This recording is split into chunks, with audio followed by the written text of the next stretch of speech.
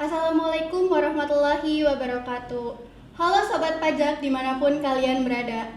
Senang sekali bisa nemenin kalian sesi siang ini. Saya Syifa Natasha Nandini, moderator yang bakal nemenin kalian ngobrol-ngobrol santai tapi penuh makna dan tentunya insight menarik dari dunia perpajakan. Kalau tadi pagi kita udah ngobrolin withholding tax mulai dari PPh pasal 21, 22, dan 23. Sekarang kita akan lanjut ke bagian kedua dengan tema yang sama, mengenal withholding tax di Indonesia. Karena masih banyak banget jenis pajak lainnya yang harus kita pahami. Apalagi kalau kamu seorang pegawai, milik usaha, atau bahkan pemerintah, atau bahkan instansi pemerintah. Nah, kali ini aku nggak sendirian nih teman-teman. Aku ditemenin dua narasumber yang kece-kece dan cantik-cantik yang tentunya akan berbagi ilmunya dari dunia perpajakan. Oke, kita sapa dulu yuk. Yang pertama ada Ibu Elawati dan Ibu Rosi. Halo Ibu, apa kabar? Baik, selamat siang ya. Siang. Ya, Ibu Rosi, apa kabar? Alhamdulillah baik Mbak Syifa. Alhamdulillah baik semua ya teman-teman. Kayaknya Ibu Rosi dan Ibu Ella ini happy banget nih teman-teman. Semangat banget buat ngajarin pajak hari ini buat kita. Oke, langsung aja kita ke topik kita, yaitu mengenal withholding tax di Indonesia. Pertama-tama mungkin aku bakal tanyain dulu ya ke Ibu Rosi. Nah, di pembahasan withholding tax di part 1 itu kan sudah dibahas ya Bu, beberapa jenis withholding tax atau pajak potput pada kali ini. Apakah mungkin masih ada penjelasan lagi tentang pajak potput lainnya? Terima kasih Mbak Syifa ya, seperti yang tadi sudah di sesi sebelumnya ya, di part 1 ya, di part 1 tadi ya rekan kami sudah menjelaskan mungkin ya mengenai sistem pemungutan pajak withholding tax ya. Kalau di part 1 tadi ada PPh pasal 21, PPh pasal 22 dan PPh pasal 23. Ya, mudah-mudahan kawan pajak semuanya sudah paham ya. Nah, untuk jenis pajak selanjutnya withholding tax lainnya yaitu ada yang namanya pasal 15. Nah, pasal PPh pasal 15 ini mungkin bagi wajib pajak atau mungkin kita sendiri mungkin fiskus itu mungkin kurang familiar ya. Kadang ada yang masih penasaran apa tuh PPh pasal 15 gitu ya, jarang dengar. Kalau 21, 22, 23 insya Allah sering ya orang-orang itu wajib pajak itu mengenal atau mendengarnya gitu ya. Jadi kalau PPh pasal 15 ini berkaitan dengan penghasilan ya yang diterima oleh wajib pajak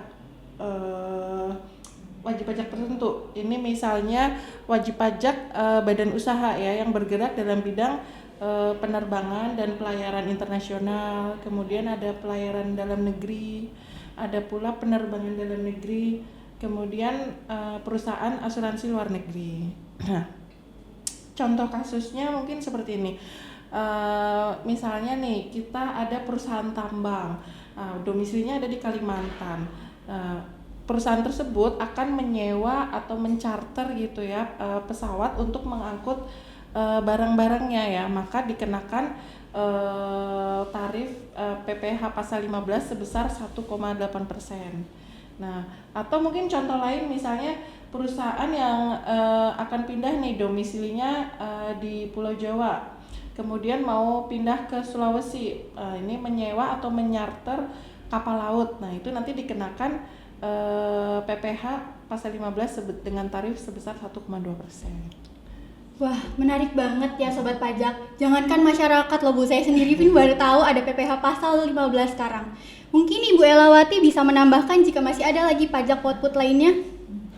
Sebagaimana kita tahu ya, yang namanya pemotongan dan pemungutan PPh, yang kalau kita bahasa Inggrisnya withholding tax gitu ya. Iya. Kita bahasa sayanya pemotongan dan pemungutan pajak gitu ya. Nah, jenisnya memang banyak sekali ya. Salah satunya sekarang yang ada selain pasal 15 adalah namanya PPh pasal 26. Nah, PPh pasal 26 itu apa gitu ya? Itu PPh yang dipotong atas penghasilan dari Indonesia ya, dari Indonesia yang diterima oleh wajib pajak luar negeri. Baik itu orang pribadi maupun badan dengan tarifnya sebesar 20%. Itu PPh pasal 26. Jadi, penghasilan dari Indonesia yang diterima oleh orang luar. Seperti itu ya. Nah, misalnya contohnya gini, PT A nih ada di Cirebon, misalnya lokasi di Cirebon, memperkerjakan tenaga asing dari Korea misalnya sebagai konsultan atau tenaga ahli dalam suatu proyeknya di Cirebon. Nah, begitu juga misalnya PTB membayar bunga pinjaman atas utang dari perusahaan asing. Itu nanti dikenakannya PPh pasal 26. Tarifnya jelas, itu 20%. Sebenarnya menurut ketentuan nih, secara default itu tarif PPh pasal 26 ini langsung 20% ya. Namun apabila negara asal si penerima tersebut memiliki kerjasama atau tax treaty dengan Indonesia, maka tarifnya itu mengikuti perjanjian di tax treaty tersebut. Jadi misalnya terkait tadi contoh di atas ya, PTA mengerjakan tenaga kerja Korea misalnya gitu. Ternyata Indonesia dan Korea mempunyai tax treaty dan tarif pajaknya ditentukan 15%. Maka atas WNA tersebut dipotongnya tidak menggunakan tarif 20%, tapi tarif 15%. Seperti itu. Jadi definisi withholding tax ini ya sobat pajak yang pajak yang dipotong oleh pihak lain. Nah, Bu, jika wajib pajak sudah dipotong pajaknya oleh pihak lain seperti yang Ibu Elawati tadi jelaskan, apakah wajib pajak harus membayar lagi? Karena masih banyak nih Bu, masyarakat yang beranggapan kayak saya ini sudah dipotong pajaknya oleh kantor, tapi kenapa ya masih harus bayar lagi? Nah, penjelasannya tuh gimana sih Bu Rosi? Terkait tadi apakah saya harus bayar pajak lagi atau tidak gitu ya, misalnya sudah dipotong oleh perusahaan, nanti akan dijelaskan di akhir ya. Ini kita masih lanjut untuk jenis withholding tax berikutnya yang terakhir ini apa? Ada yang namanya PPh pasal 4 ayat 2 ya, PPh pasal 4 ayat 2 atau yang biasa kita sebut itu PPh final. Nah, PPh final ini ada banyak jenisnya, dan ini PPh yang dikenakan untuk kegiatan atau sumber tertentu ya. Nah, ini contohnya misalnya yang dipotong, yang disetor sendiri dan dipotong pihak lain atau withholding tax ini ya. Contohnya misalnya untuk sewa tanah bangunan, misalnya penyewanya ini adalah wajib pajak badan, tarifnya adalah sebesar 10%. Nah, kemudian ada juga pemotongan pajak yang berkaitan dengan jasa konstruksi ya. Untuk konstruksi bangunan atau kontraktor ini ada tarifnya ya. Nah, itu bervariasi dari kurang lebih dari 1,75% sampai dengan 4% tergantung kualifikasinya. Kemudian ada pula penghasilan atas dari bunga tabungan atau deposito yang di bank, itu dikenakan tarif PPh final pasal 4 ayat 2 sebesar 20%. Barusan saya ini mendengar istilah PPh final ya Bu. Itu maksudnya gimana ya Bu? PPh final, Bu Ella? Final, ya. Dalam pemungutan dan pemotongan pajak terdapat PPh ya, yang ada sifatnya bersifat final dan tidak final. Secara sederhananya seperti ini. PPh final itu adalah PPh yang dalam artian sudah selesai. Jadi sudah rampung di situ, selesai. Bukan lagi koma tapi udah titik. Nah, dan dikenakannya itu secara langsung saat wajib pajak menerima penghasilan. Itu final. Nah, sedangkan untuk PPh yang tidak final adalah pajak yang masih belum selesai, masih dalam tanda koma, atau pajak yang masih diperhitungkan kembali dengan penghasilan lainnya untuk dikenakan tarif umum di dalam pelaporan SPT tahunan PPh-nya gitu. Nah, tadi ada PPh itu ada yang final, ada yang tidak final ya. Yang final selain PPh pasal 42 jelas itu PPh final ya. Nggak ada udah ulang PPh final, PPh pasal 42 itu semuanya final. Namun ada jenis-jenis PPh lain yang di samping bersifat final juga ada tidak finalnya. Misalnya PPh pasal 21 itu bisa bersifat final, bisa tidak final, tergantung nanti jenis pemotongannya. Begitu juga pasal 22 bisa final, bisa tidak final, tergantung dari jenis pemungutannya gitu ya. Itu juga pasal 2. Nah, ini pasal 23 ini tidak ada finalnya, berarti kalau pasal 23 itu semuanya bersifat tidak final, bisa dikreditkan, bisa diperhitungkan di SPT tahunan gitu ya. Nah, sedangkan untuk pasal 15 itu bisa bersifat final dan juga bisa bersifat tidak final. Nah, untuk itu ada kaitannya nih dengan jawaban atas pertanyaan tadi yang di atas ya. Dipending dulu, nanti Mbak Rosi akan melengkapi jawaban berikutnya. Oh boleh, Ibu Rosi silakan menambahkan jawabannya. Ya, baik. Tadi terkait pertanyaan ya, jika wajib pajak sudah dipotong pajaknya oleh pihak lain, apakah wajib membayar pajaknya lagi gitu kan? Jawabannya bisa iya, bisa tidak. Ya, maybe yes, maybe no.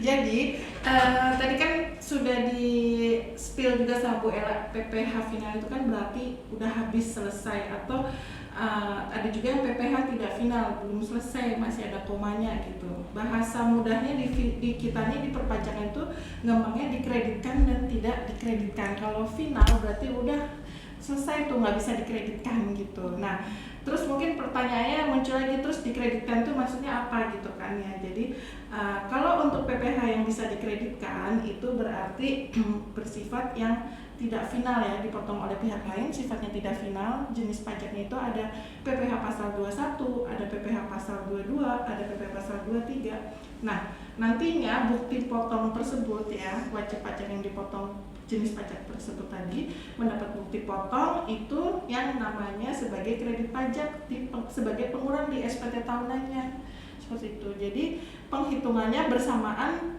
pada saat wajib pajak tersebut melaporkan SPT tahunannya ya.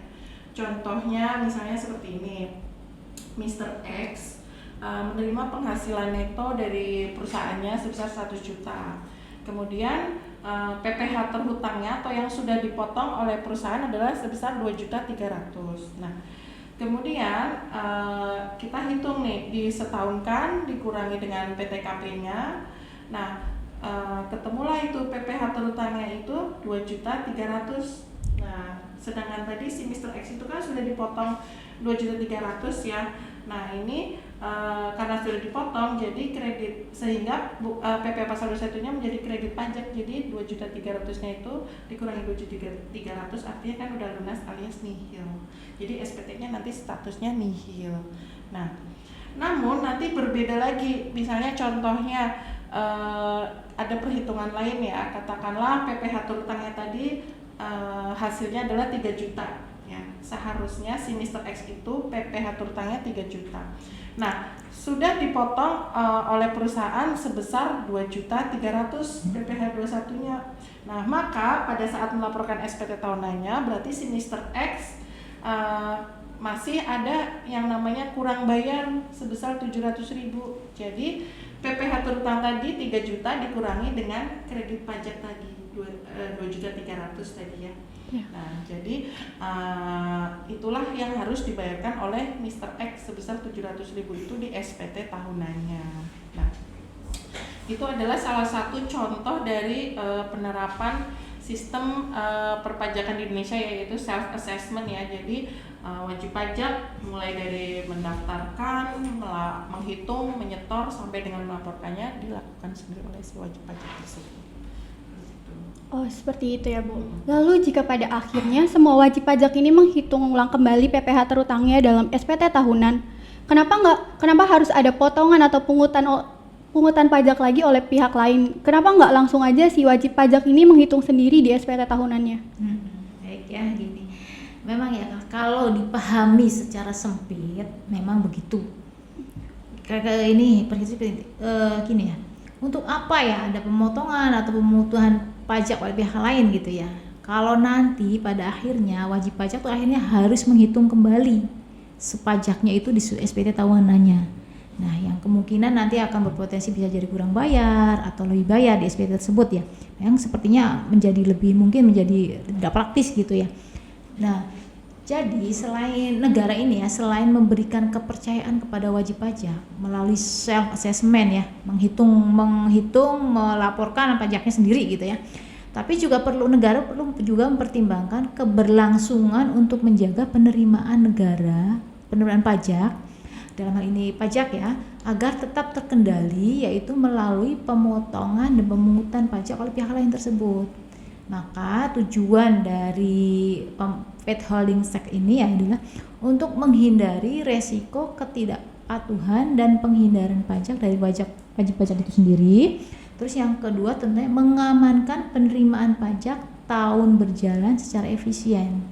Jadi kita tidak mengharapkan nanti pajaknya terutangnya di akhir tahun, tidak, karena nanti ada dari pemotongan pemungutan dari pihak lain tersebut.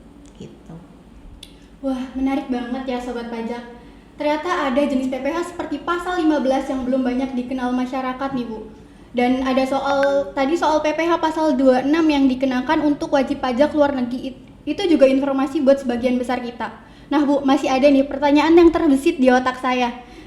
Apakah pihak-pihak yang telah ditetapkan sebagai pemotong atau pemungut pajak ini dapat menolak atau bahkan tidak melaksanakan pemotongan atau pemungutan pajak ini?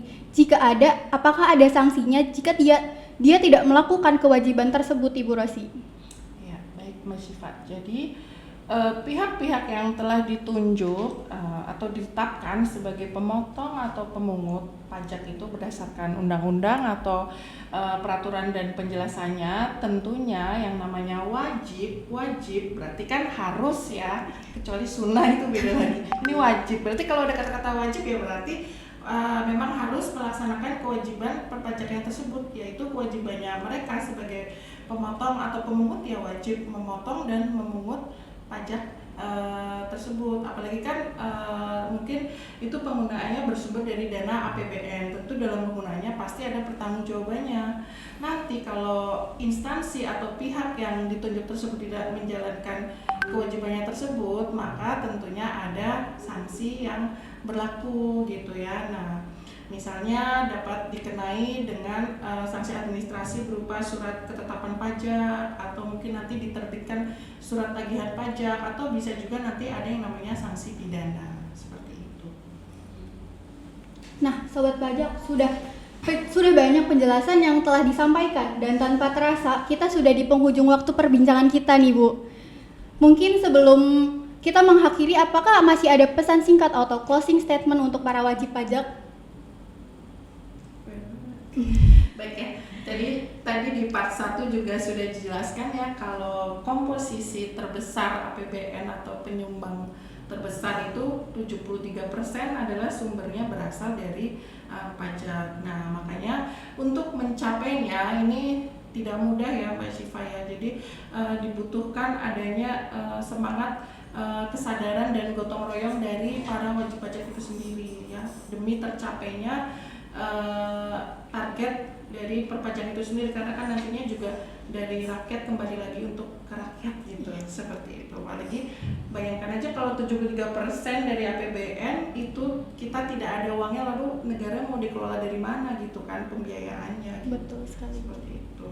Nah, mungkin sebelum kita akhiri ya, kita ingin mengajak seluruh elemen masyarakat ya, terutama pihak-pihak yang telah ditunjuk atau ditetapkan sebagai pemungut atau pemotong pajak agar melaksanakan kewajiban perpajakannya dengan tertib dan sesuai ketentuan gitu. Dan tentunya kepada wajib pajak juga dalam melaksanakan kewajiban perpajakannya secara self assessment dengan cara melaporkan SPT tahunan dengan benar, lengkap dan jelas.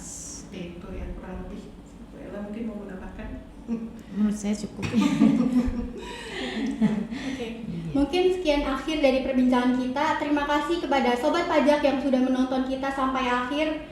Semoga ilmu yang Ibu Rosi dan Ibu Elawati berikan akan bermanfaat bagi kita semua. Saya Syifa Anatasya Nandiri, pamit undur diri. Wassalamualaikum warahmatullahi wabarakatuh. Waalaikumsalam.